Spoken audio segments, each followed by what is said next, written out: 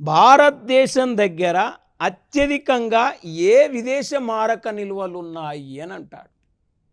అక్కడ ఒకటి విదేశ మారక ఆస్తులు, 2 ప్రత్యేక ఉపసంహరణ హక్కులు, బంగారపు నిల్వలు, ఐఎంఎఫ్ రిజర్వులు అంటాడు. అన్నప్పుడు మనకు ఇక్కడ ఈ డేటా మీద మనకు అవగాహన ఉంటే, ఈ డేటా మనకు తెలిస్తే భారతదేశం దగ్గర అత్యధికంగా ఏ విదేశ మారక నిల్వలు ఉన్నాయో ఆల్టర్నేట్గా మనకు తెలిసిపోతాయి. అంటే ఎఫ్సిఏ ఫారెన్ కరెన్సీ అసెట్స్. ఈ ఫారెన్ కరెన్సీ అసెట్స్ అంటే అన్ని దేశాల కరెన్సీని మనం ఏమంటాం అంటే ఫారెన్ కరెన్సీ అసెట్స్ అంటామండి. అంటే అలా డాలర్ ఉంటుంది, ఎన్ ఉంటుంది, వన్ ఉంటుంది, దీనార్ ఉంటుంది, యువాన్ ఉంటుంది, రూపులు ఉంటుంది, యూరో ఉంటుంది, పౌండ్ ఉంటుంది. అన్ని దేశాల కరెన్సీ ఉండటాన్ని ఫారెన్ కరెన్సీ అసెట్స్ అంటాం. ఇప్పుడు మనం అమెరికా పోయినప్పుడు డాలర్ తెస్తాం, సింగపూర్ పోయినప్పుడు సింగపూర్ డాలర్ తెస్తాం.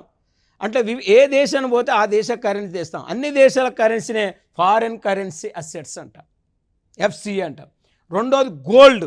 మనం విదేశాల్లో పోయినప్పుడు బంగారు బిస్కెట్లు కూడా పట్టుకొస్తాం, దాన్నే బంగారపు నిలువలు అంటాం. మరి ఐఎంఎఫ్ సృష్టించిన కరెన్సీని ఏమంటాం అంటే ఎస్డిఆర్ అంటాం, స్పెషల్ డ్రాయింగ్ రైట్స్ అంటాం. ఇది అంతర్జాతీయ ద్రవ్యం అంటారు. ఐఎంఎఫ్ యొక్క నిలువలు, ఐఎంఎఫ్ యొక్క రిజర్వ్ నిలువలు ఇక్కడ మనం 4వ ప్లేసు మనం చూసుకున్నాం.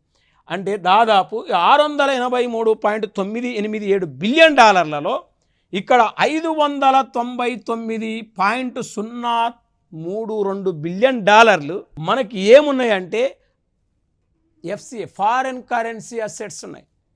గోల్డ్ 61.859 బిలియన్ డాలర్లు మనకు బంగారపు నిల్వలు ఉన్నాయి భారతదేశం దగ్గర.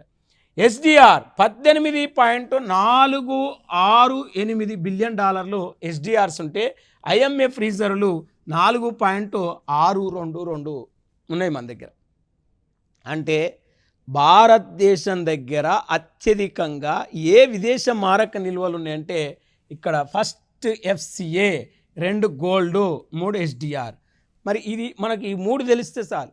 భారతదేశం దగ్గర ఉన్న విదేశ మారక నిల్వలను వరుస క్రమంలో గుర్తించము అన్నాడు.